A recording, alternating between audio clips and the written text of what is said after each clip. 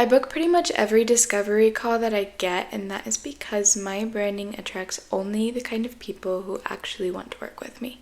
It's like a 90-something% conversion rate from people who book a call with me to end up booking me as their designer. If I had the kind of brand that attracted everyone, I would be spending like all my time on discovery calls only to find out that the people I was on the phone with are not aligned to work together. And I do not have time for that.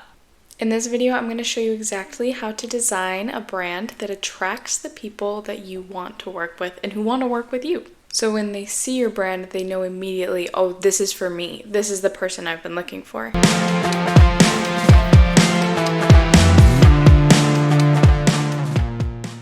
I am ill. So that's why you're getting a forehead reveal today. That is why the office is such a mess. I like it better when I can do my hair and when I can tidy up, and honestly my videos perform better when I look better, but I'm really committed to putting out my videos consistently, even though they're going to be a little less often now, and I'm really excited about this topic. This would have made a big difference for me when I was an entrepreneur before I was a designer, and then also like as I was learning design. Okay, so have you ever been like out walking around a town? You see a sign for a store, a new store, one you've never been into before. But like just based on the sign, you're like, oh, this is my kind of store. And you go in and you like love everything on the shelves and you're like, oh, this is such a Tory store. And your friends are like, wow, this is so you. That happened because the person who designed that brand was able to express the brand value through visual cues. When I say visual cues, I'm talking like shape, color, composition. In our last video, we talked about how to make the quality of your branding match the quality of your product or service. Well, today we're going to be talking about how to make the aesthetics of your brand match the values of your brand so that stuff like this happens to you and your dream customers. Okay, so first thing we need to do is define brand values. What does your brand like? What does your brand find valuable? And it's going to have a lot of overlap with the things that you like and the things that you find valuable. So take my brand, for example. I'm a graphic designer and I like to design brands for people who are very like artistic and feel like their business is really important to who they are and like their purpose, basically. So my brand values are uniqueness, individuality, beauty, poeticism, and freedom. I translate all these values into visual cues like colors, fonts, shapes, logos, elements, so that other people who value those things are drawn to me like moths to the flame. So if you don't know what your brand values are yet, go ahead and take some time to do some journaling, some deep thinking, some meditating, and come back with like 3 to 5 words that describe your brand. Okay, now we're going to take those values and we're going to turn them into aesthetics. Don't panic. Even if you have like no design background and you are DIYing your whole branding entirely from scratch, it's going to be a very beginner-friendly tutorial. And I promise if you keep watching, you're going to find something in this video that you can implement to make your branding better. I'm going to go through some of the brand values that come up most commonly for my clients, and hopefully there'll be a few in there that you can relate to that you can apply to your brand. And I'm going to tell you how to translate that value into a visual cue. I promise this is going to make much more sense as we actually start going. So if your brand is whimsical, the thing you can do to communicate that whimsy is to use like floating elements in your designs, like stars, ribbons, things that are kind of weightless or defy gravity. You can even do this in the way that you arrange the text in a logo or graphic to suggest that things are like buoyant or bouncy, not bound by gravity. Because that's what whimsicality is, right? Whimsicality? Whimsy. That's what whimsy is. It's maintaining a sense of levity. It's maintaining a sense of levity and can even be a rebellion against things that are serious, things that are supposed to be kind of heavy. Another thing you can do for a whimsical brand is to include unexpected color combos in your color palette, because another side of whimsy is surprise and delight. So you still want a color combo that feels good to look at, but ones that are not typically paired together because that feels whimsical. Another thing you can do for a whimsical brand is to get very creative with your logo layout and maybe get into some fun creative letter play. Just another instance of surprise and delight. We're kind of thinking along the lines of like, what would make somebody smile to themselves a little bit when they saw it? If your brand is very human-centric, as in you value creativity, or maybe you're like a community-based brand, one thing you can include in your branding is something called a humanist font. These are fonts with like small imperfections. They started coming out when people were kind of sick of like digital fonts. And it's just a small subconscious cue that robots are not running this brand, that this brand is built for and by humans. Similarly, you may want to include hand-drawn elements. It's something that like a human person has to actually do. Bonus points if you're drawing this with like pencil textures or some kind of analog processing, or actually like making something with art supplies on your desk and scanning it in. It just makes it feel very like tangible and connective. Even if you don't end up hand drawing your elements, using analog processing, like running the design through a photocopier a few times, or using a risograph, or tracing a logo that you designed digitally with an actual pen, these things will help you match with other people who value that human connection, value human creativity, real life gathering, making stuff together kind of feel. If you want your brand to feel very like casual, friendly, approachable, one thing you can do is to use curved edges. This one sounds kind of funny, but as humans we have evolved to see like pokey, sharp stuff as dangerous, right? And so round, soft stuff reads as friendly and warm and inviting. The whole goal with creating like a casual friend type vibe is to put the viewer immediately at ease. So we want like easy color palettes that flow together really nicely. Nothing like super bright or jarring or high contrast on them. Something that feels like a resting place when you look at it. You can also repeat elements a lot to create the effect of abundance, because this is another thing that makes us feel like we're safe. It makes us feel like there's enough to go around. So people are very attracted and relaxed around abundance. If your brand is luxurious, one of the most important things you've got to do is to leave a lot of white space on everything you design. And by white space, I don't mean like actually literally white. White space refers to the space that is not filled by elements, the empty space. Think about jewelry showrooms, museums. These things tend to have very little in a very large space. It kind of says subconsciously to the viewer, like, look at all the space we've devoted to this one product. Like, this product is worth taking up all this space.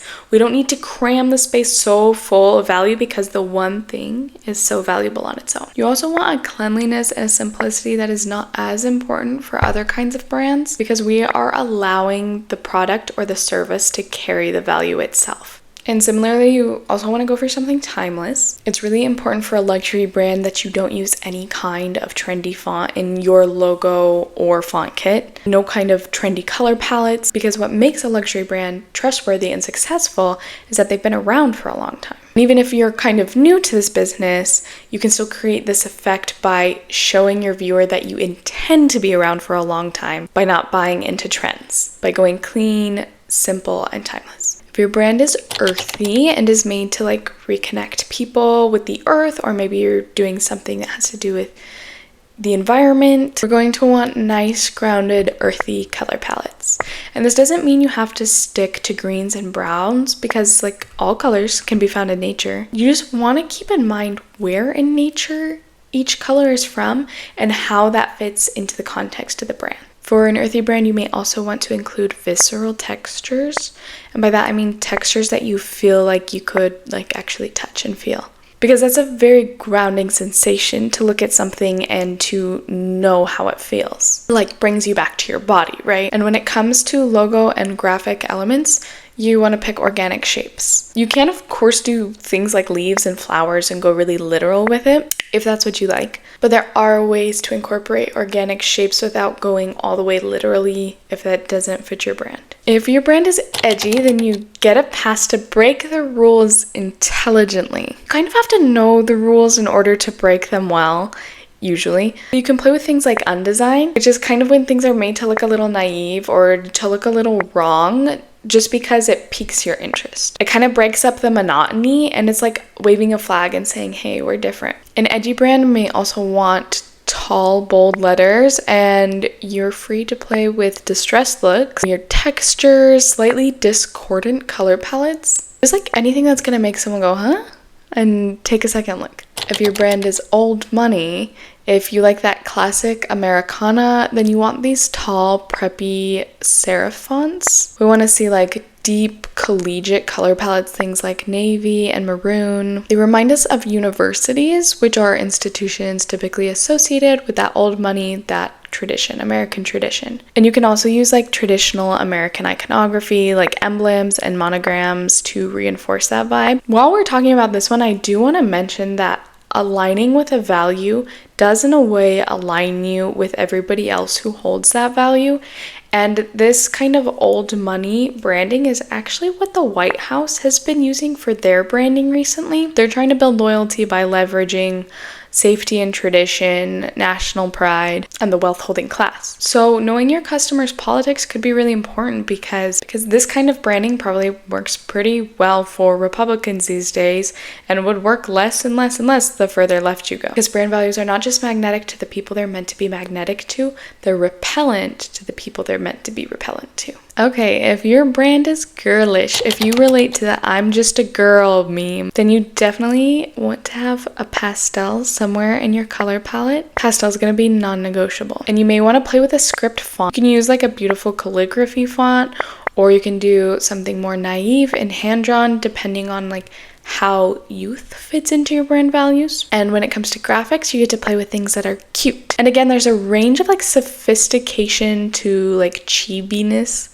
that you can explore here just depending on where your brand falls in the spectrum. If your brand is moody or atmospheric, then we really want to see that reflected in the color palette with deep colors, dark colors. Things that kind of like weigh you down and pull you in. And we want to practice quiet design. So not maximalism and not necessarily minimalism, but on the spectrum closer to minimalism. Everything you add to a design, you want to do with a certain like gravity and intention. You don't want to just decorate. You want everything to hold meaning. Another interesting thing you can do for an atmospheric design is to use sound as an element in your brand design. So the music that you're playing in your store, the music that you're playing on your Instagram post, maybe sound effects on your website. Sound is a really big deal in building atmosphere. So take that into consideration, use it to your advantage.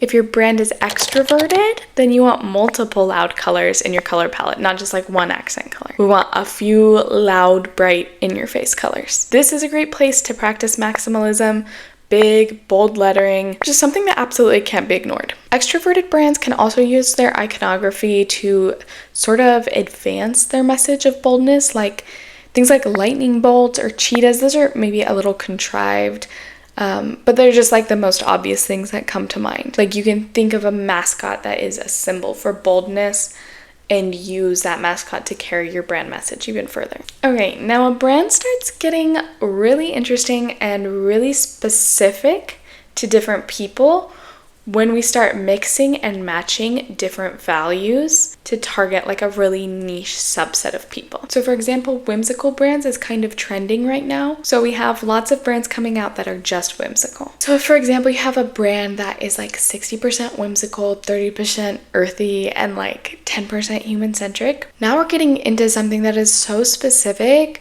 so interesting, so unique, very difficult to replicate, and it's gonna bring you in a really specific kind of person. And if you've identified your brand values correctly and you've translated them well into aesthetics, you're gonna be pulling in people who already want to buy before they even really meet you. It's gonna create that effect of like when they find you, they're gonna be like, oh my God, I didn't even know I needed this and I need it. Because it gives them a sense of belonging. They intuit it immediately. This is where I belong. This was made for me. So now you have a little bit more direction when it comes to designing your brand. Please leave in the comments what your brand values are, those 3 to 5 words. And if there are any popular ones that I missed, I think I'm gonna make like an Instagram Reels series about this. So I would love to like add on to this list that we already have going. And you can follow me there to see which ones we end up adding. And if you feel like you haven't seen my face for a minute, it's because I have reduced the number of videos that I'm putting out for a couple reasons. One of them being that I started this YouTube channel to improve my quality of content and to like actually put things out there that are gonna help people make more money and feel more confidence in their business. And I know that by cutting back on quantity, I get to focus a little more on quality. So yeah, moving forward, for the time being, I'm planning on only doing 2 videos a month as opposed to 1 video weekly that I was doing before, but there will be a lot more going on Instagram. So if you're not already hanging out with us there, please come over.